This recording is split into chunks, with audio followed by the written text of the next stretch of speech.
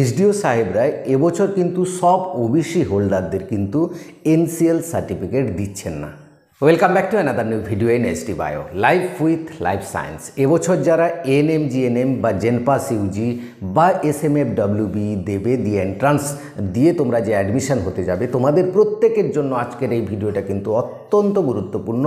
তার কারণ হচ্ছে গতকাল ওবিসি সার্টিফিকেট দিয়ে সুপ্রিম কোর্টের যে শুনানি ছিল সেটার কি শুনানি হলো সে সম্পর্কে জানাবো, এবং সেই শুনানিতে দু রকমের রেজাল্ট আসতে পারে, যেটা হচ্ছে পজিটিভ একটা, নেগেটিভ একটা। যদি নেগেটিভ রেজাল্ট হয়, তোমরা যারা ওবিসি হোল্ডার রয়েছে তারা কিভাবে এনসিএল সার্টিফিকেট তৈরি করবে সেটাও আজকে জানাবো। এবং সবচেয়ে গুরুত্বপূর্ণ যেটা, যদি নেগেটিভ রেজাল্ট হয় তাহলে কিন্তু ওপেন ক্যাটাগরি এবং ওবিসি এ, ওবিসি বি, এই তিনটে ক্যাটাগরিতে আমরা যে এক্সপেক্টেড র্যাঙ্ক দিয়েছিলাম, ANM GNM, BSc nursing, জেনপাস ইউজির paramedical এবং এসএমএফডব্লিউবি প্যারামেডিক্যাল, তাতে কিন্তু বিরাট একটা পরিবর্তন হবে।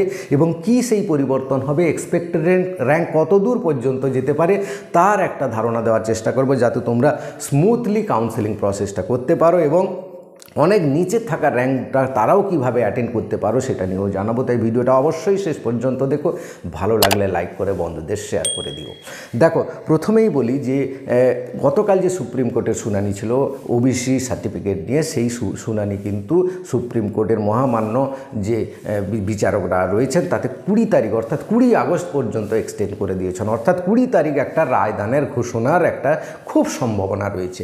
যদি এই রায়দান হয় 20 তারিখ ধরে নাও, তাহলে কিন্তু দু রকমের রায় হতে পারে।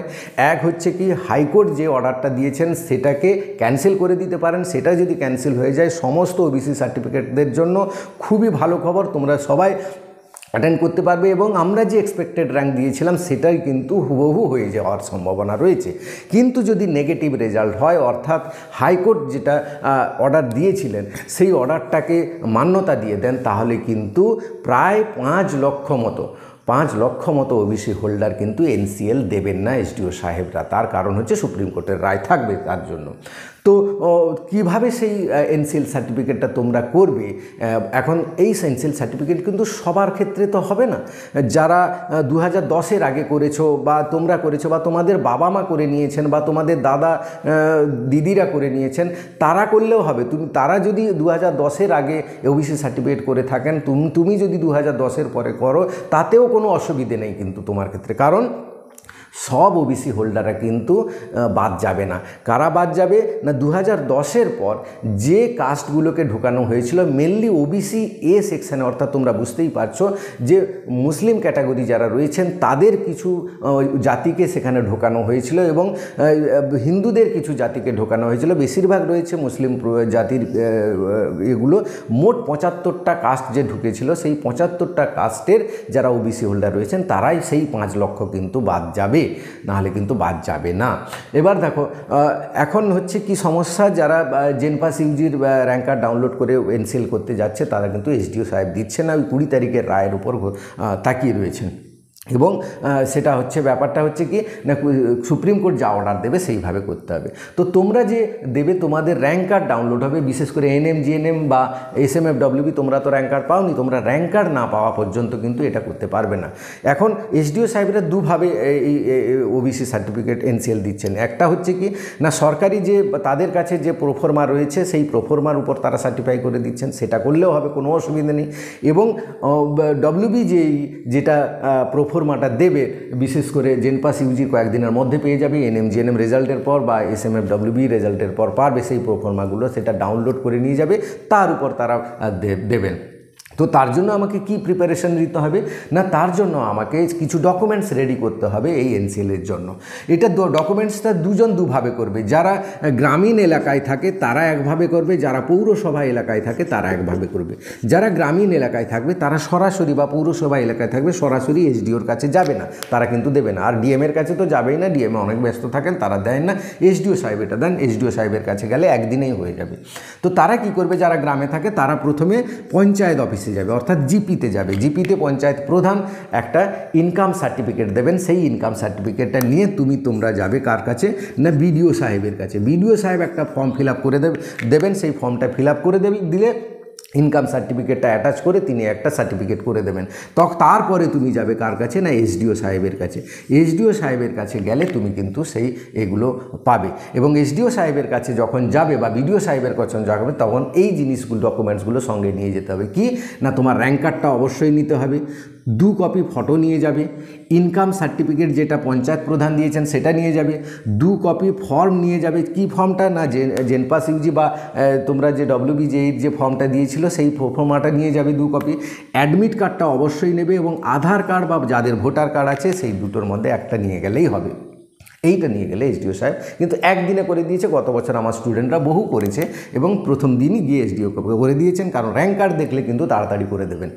এবার পৌরসভায় যারা এলাকায় থাকে তারা পৌরসভা থেকে ইনকাম সার্টিফিকেটটা নেবেন, তারপর তারা সোজাসুজি এসডিও, তাদের কাছে বিডিওর কাছে যাওয়ার দরকার নেই, সোজাসুজি এসডিওর কাছে চলে গেলে তারা কিন্তু পৌরসভা এলাকাটা পেয়ে যাবে। এবার যে কথাটা আসছিলাম, যে সবচেয়ে ইম্পর্ট্যান্ট কথা, যে তাহলে কি র্যাঙ্কে বিরাট পরিবর্তন হতে পারে? হ্যাঁ, র্যাঙ্কে একটা বড় পরিবর্তন হতে পারে, কারণ যদি 5 লক্ষ NCL না পায় তাহলে কিন্তু তারা সবাই জেনারেল ক্যাটাগরিতে চলে যাবে। জেনারেল ক্যাটাগরিতে ওবিসি বি যারা যাবে তাদের যদি র্যাঙ্ক ভালো থাকে তাহলে কিন্তু তারা জেনারেল ক্যাটাগরি যারা লোয়ার র্যাঙ্কে ছিল তারা এক্সপেক্ট করছিল পেয়ে যাবে, তাদের ক্ষেত্রে কিন্তু সমস্যা হয়ে যাবে, তারা কিন্তু পাবে না। এবার দেখো ওবিসি বি এবং ওবিসি এর ক্ষেত্রে যদি হয় তাহলে যে আমরা যে এক্সপেক্ট করেছিলাম ANM এর ক্ষেত্রে 1305 বলেছিলাম, এবং ওবিসি বি এর ক্ষেত্রে ও ANM এর ক্ষেত্রে 1252 মতো যাওয়ার একটা সম্ভাবনা হয়েছে।